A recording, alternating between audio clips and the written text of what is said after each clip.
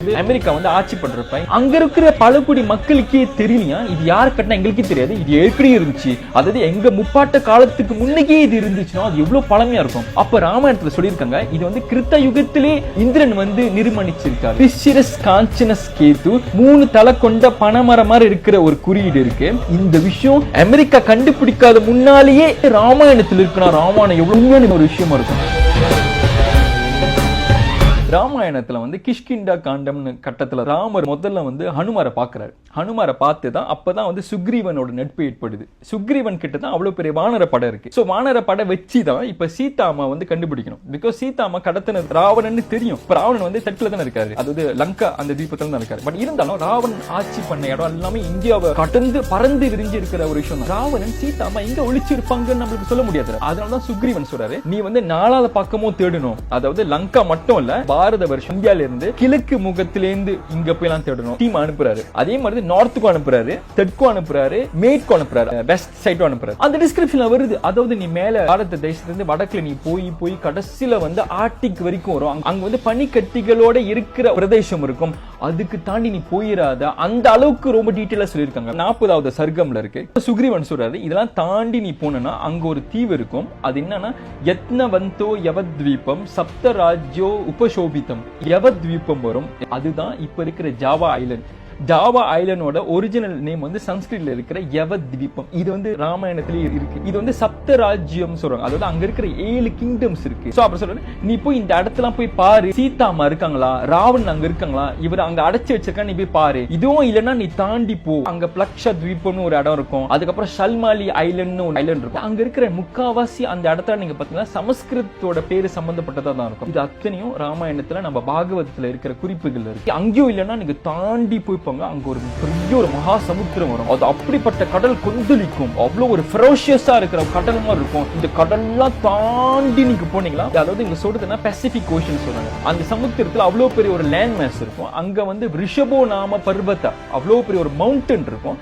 அந்த மவுண்டன் அவங்க எப்படி சொல்றாங்கன்னா சஹஸ்ர சிரசம் தேவம் அனந்தம் நீலவாசசம். இந்த மவுண்டன் மேல இந்த 1000 தலை கொண்ட அனந்தா நாகம் படுத்துட்டு இருக்கும். அந்த குறிப்பு இருக்கு. இப்ப நீங்க பாருங்க இது எவ்வளவு இன்ட்ரெஸ்டிங்கான விஷயம்னா, இப்ப இங்க சொன்ன அந்த மவுண்டன் இருக்குல்ல, அந்த மவுண்டன் வேற எதுவுமே இல்ல. இதுதான் மவுண்ட் எண்டஸ்ன்னு சொல்றோம். இந்த எண்டஸ் நீங்க பாத்தீங்கன்னா 1000 தலை கொண்ட நாகம் மாதிரியே இருக்கும். இதுல இன்னும் இன்னொரு ஆச்சரியமான விஷயம்னா அந்த இடத்துல அனந்தான அந்த மவுண்டன் பேரு கூட அங்க இருக்கு. We have Cerro Ananta, then there's Nevado Ananta, Mount Ananta and Kolab Ananta. அது மட்டும் இல்ல, அங்க இருக்கிற ஏரியா கெரவேலி வேலின்னு சொல்லிட்டு இருக்கு. இந்த இடத்துல வந்து நிறைய நாகங்கள் சம்பந்தப்பட்ட ராக் காவிங் வந்து பாத்துருக்காங்க. இதுல என்ன ஒரு ஆச்சரியம்னா அங்க இருக்கிற இந்த நாகங்களோட இந்த ராக் காவிங்ஸ் இருக்குல்ல, நிறைய தலைகள் கொண்ட நாகங்களா காமிச்சிருக்காங்க. அதாவது நம்ம இந்து புராணத்துல சொல்லப்பட்ட இந்த விஷயம்லாம் இருக்குல்ல, அதே மாதிரி அங்க கண்டுபிடிச்சிருக்காங்க. இது சம்பந்தப்பட்ட நிறைய ஆராய்ச்சி பண்ண மார்ட்டின் வேன் ஹோக் என்ன சொல்லியிருக்காருன்னா, இங்க கிடைக்கிற இந்த நாகங்களோட இந்த ராக் காவிங்ஸ் அத பெட்ரோகிலிஃப் சொல்லுவாங்க. இதுக்கும் நம்ம இந்தியால இருக்கிற புராணத்துல வர இந்த அனந்தா இந்த ஸ்னேக்குக்கும் நிறைய சம்பந்தம் இருக்குன்னு சொல்றாரு. இங்க இருக்கிற நிறைய புதிருக்கு வேட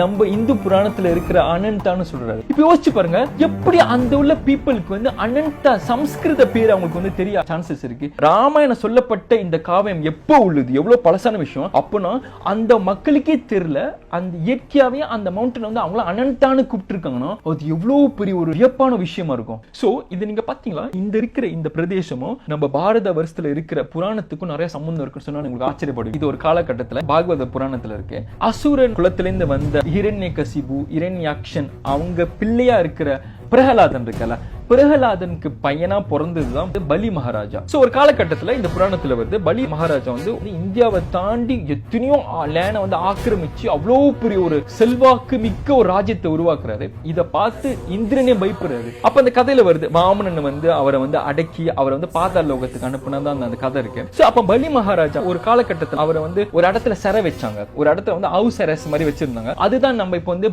பாலி ஐலண்ட் நம்ம சொல்றோம். அவருக்கு அப்பாதான் விரோச்சனா. இந்த விரோச்சனா தான் கிழக்கு முகமா, அதாவது இதுக்கப்புறம் இருக்கிற ஈஸ்டர்ன் கண்ட்ரிஸ் எல்லாமே அங்க இருக்கிற பிரதேசத்துல இவர் போய் பிரயாணம் பண்ணி அந்த இடத்துல வந்து அங்க ஒரு நாகரிகத்தை உருவாக்குறாரு. இதெல்லாம் ரொம்ப இன்ட்ரெஸ்டிங்கான விஷயம்னா, இப்போ வரைக்கும் நீங்க அந்த இடத்துல சவுத் அமெரிக்கா நீங்க பெரு இருக்கிற அந்த இடத்துல நீங்க பாத்தீங்கன்னா அங்க வந்து விரோகோச்சான ஒரு மித்திக்கல் ஃபிகர் காமிக்கிறாங்க. அதாவது இவங்க சொல்றாங்க இவர் தான் எங்க ஒரு காலகட்டத்துல இந்த இடத்துல வந்து எங்களுக்கு வந்து நாகரிகத்தை பரப்பினாரு, எங்களுக்கு நாகரிகத்தை சொல்லி கொடுத்தாரு, இவர் தான் எங்களுக்கு கடவுள்னு பெரு பீப்புள் சொல்லிட்டு இருக்காங்க. விரோகோச்சா இந்த மேட்ச் பண்ணி பாருங்க. இந்த பலியோட அப்பா பேரு விரோச்சனா தான், இவங்க விரோகோச்சான்னு சொல்லுவாங்க. அந்த வார்த்தை பாருங்க எந்த அளவுக்கு சிமிலரிட்டியா இருக்கு. அது மட்டும் இல்ல, இந்த அமெரிக்கால இருக்கிற பழங்காலத்து அஸ்டெக் நாகரிகம் சொல்றாங்க, எங்க பார்த்தாலும் நாகங்கள் இருக்கிற மாதிரி சித்தரிச்சிருப்பாங்க, அது டிராகன் மாதிரி சித்தரிச்சிருப்பாங்க. இதுக்கும் நம்ம பாரதத்துல இருக்கிற அஸ்திகா முனிவருக்கும் சம்பந்தம் இருக்கும். ஒரு காலகட்டத்துல இந்தியால நாகான்னு ஒரு வகையான டிரைப்ஸ் இருந்துச்சு, ஒரு இனம் இருந்துச்சு. இந்த இனம் வந்து இடம் பெயர்த்து இன்னொரு தேசத்துக்கு போனாங்க. அஸ்திகா முனிவர் தான் அவங்கள வந்து கூட்டு போன சொன்னாங்க. இவர் எஸ்டாப்லிஷ் பண்ண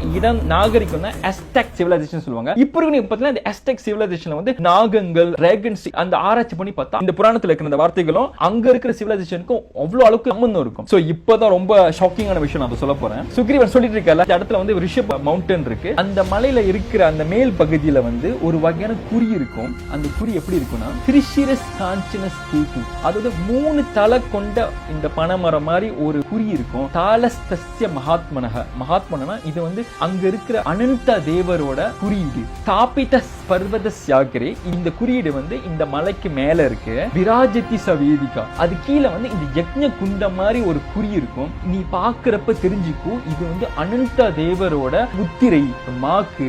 இந்த தசை வந்தோன்னு நீ போய் சுத்தி தேடிப்பாரு, நம்மளோட வைதேகி அம்மாவும் ராவணன் அங்க இருக்காங்களா போய் தேடிப்பாருன்னு சுக்ரீவன் சொல்றாரு. இப்ப நான் வந்து இத சொன்ன அத்தனை விஷயமும் நான் கூகுள் இடத்துல உங்களை ஜேர்னியா கூட்டு போறேன்.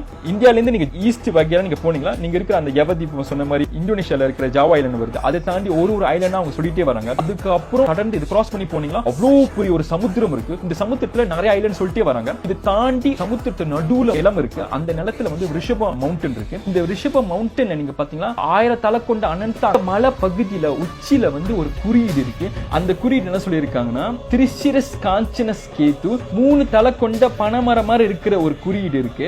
தாலஸ்தஸ்ய மகாத்மனஹ, இது வந்து அங்க இருக்க அனந்தாவோட குறியீடு. முன்னொரு காலத்துல இந்திரன், இதுதான் ஈஸ்டோட பவுண்டரின்னு ஒரு விஷயம் இருக்குல்ல. இப்போ கூட நம்ம டைம் எப்படி நம்ம கால்குலேட் பண்றோம், கிரீன்விச் மெரிடியன் சொல்றல, ஒரு வகையான ஒரு கோடு இருக்குல்ல, இந்த பவுண்டரி மார்க் பண்ணுமா இல்லையா, அப்பதான் வந்து எல்லாத்துக்கும் அந்த டைரக்ஷன் அந்த கரெக்டா இது பண்ணும். அப்ப வந்து இந்திரன் என்ன செய்யறாரு, பூர்வயாம் திசி விநிர்மாணம், அதாவது இங்க வந்து ஈஸ்ட் டைரக்ஷன் மார்க் பண்றதுக்காக நான் முத்திரையை இந்த ஒரு சிம்பிளை நாங்க பதிச்சேன். இது வந்து அனந்தாவோட முத்திரை. இது என்ன ஒரு ஆச்சரியம்னா, இந்த மாதிரி ஒரு குறிப்பு இந்த காலத்து வரைக்கும் நிறைய பேருக்கு தெரியுமான்னு தெரியல. இன்டர்ல பாத்தீங்கன்னா இதுக்கு பேர் வந்து கேண்டலாபரா ஆஃப் எண்டஸ்னு சொல்லுவாங்க. இந்த மார்க் ஸ்பானிஷ் இன்வேடர்ஸ் வந்து அமெரிக்கா வந்து ஆட்சி பண்றப்ப அவங்களே அந்த ஊர் மக்களை கேட்டாங்களாம். அதாவது அங்க இருக்கிற பழங்குடியை கேட்கிறப்ப இது இந்த மார்க் வந்து யார், என்ன அர்த்தம், யார் இது உருவாக்குனான்னு கேட்கிறப்ப அங்க இருக்கிற பழங்குடி மக்களுக்கே தெரியலையா, இது யாரு கட்டினா எங்களுக்கே தெரியாது, இது ஏற்கனவே இருந்துச்சு, அதாவது எங்க முப்பாட்ட காலத்துக்கு முன்னக்கே இது இருந்துச்சுன்னா அது எவ்வளவு பழமையா இருக்கும். அப்ப ராமாயணத்துல சொல்லியிருக்காங்க, இது வந்து கிருத்த யுகத்திலே இந்திரன் வந்து நிர்மாணிச்சிருக்காரு. சத்தியுகம் எவ்வளவு பழமையான வருஷம் தெரியுதுன்னு இப்ப வரைக்கும் ஆர்கியோலஜிக்கலா பார்த்தா அதுல வயசு அவ்வளவு பழமையா இருந்திருக்கு.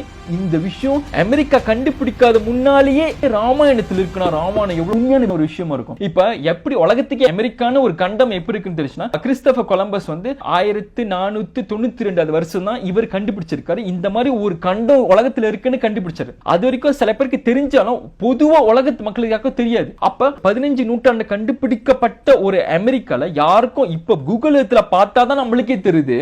அப்ப இந்தியால இருக்கிற ராமாயணத்துக்கு எப்படி தெரியும், ராமாயணத்துல இது குறியீடு இருக்குன்னா அப்ப ராமாயணம் எவ்வளவு ஒரு உண்மையான விஷயமா இருக்கும். எத்தனை வருஷம் நம்மள மக்களை ஏமாத்தினீங்க நீங்களாம் வந்து ராமாயண கட்டுக்கதை. இதை வந்து தமிழ்நாடு அரசியல்வாதிகள் எத்தனை பேர் ராமாயண கட்டுக்கதை சொன்னாங்களா. Just because you cannot understand what happened to those era, you cannot simply dismiss. வெள்ளக்காரங்களே ஊர்ஜிதப்படுத்துறாங்க. இதெல்லாம் சாத்தியம் இருந்திருக்கு ஒரு காலகட்டத்தில், நம்மளோட அட்வான்ஸான சிவிலைசேஷன் இருந்திருக்குன்னு எத்தனை பேர் சொல்லுங்க. கார்ல் சைகன் கூட சொல்லியிருக்காரு, அதாவது இந்தியா ஒரு நாகரிகம் அவ்வளவு ஒரு தலை சிறந்த நாகரிகமா இருந்திருக்கு, இதெல்லாம் ஒரு காலத்துல சாத்தியம் இருந்திருக்கு. உலகம் போற்றக்கூடிய ஒரு காவியம் ராமாயணம். இந்த அருமை தெரியாம நம்ம தமிழங்கள்லாம் இழந்துட்டு இருக்கோம். நம்ம அடையாளத்தை அழிக்க வந்த இந்த பாலிட்டிஷியனும் சரி, அரசியல்வாதிகளும் சரி, இந்த வச்சு ஆதாயத்தை பாக்குறவங்க, பிரிவினை பாக்குறோம் சரி, மத்த சமயத்தை கன்வெர்ட் பண்ணவங்களும் நம்மள்ட்ட இதெல்லாம் தெரியக்கூடாது பிரிச்சு வச்சு நம்ம ஒரு சாதாரணமா எந்த ஹெரிட்டேஜ் இல்லாத ஒரு கம்யூனிட்டி அப்ப வாழ்ந்துட்டு இருக்கோம். இவ்வளவு பெரிய கம்யூனிட்டி உலகத்துல முதல்ல அட்லஸ் சொல்லி கொடுத்ததே நம்ம தான். இவ்வளவு பெரிய குறிப்பு காமிச்சது நம்மளோட இந்து சாஸ்திரம். அது நம்ம இவ்வளவு பெரிய பெருமையா இருக்கிற விஷயம். உலகத்துல இருக்கிற எத்தனையோ வந்து கிரந்தங்கள் இருக்கு, ஆனா இந்தியால இருக்கிற ராமாயணத்தை மாதிரி எவ்வளவு அளவுக்கு ப்ரூஃப் உலகத்துல வேற எந்த இடத்துலயும் இருக்காரு. இப்ப இத்தனை ப்ரூஃப் நான் கண்ணு முன்னு காமிச்சிருக்கேன். இதுக்கு உங்களோட பதில் என்ன? ஒன்னும் எவ்வளவு நாள் தான் பிடிக்கும் நீங்களா ரியலைஸ் பண்ண. நம்ம சனாதன தர்மத்தில் இருக்கிற இந்த ஆன்மீக பொக்கிஷம் ஒரு காலத்துல கடவுளே அவதாரமா எடுத்து வந்து நடந்த பூமியில நம்ம வாழ்ந்திருக்கோம். அந்த பெருமை எப்பதான் நீங்க உணர போறீங்க?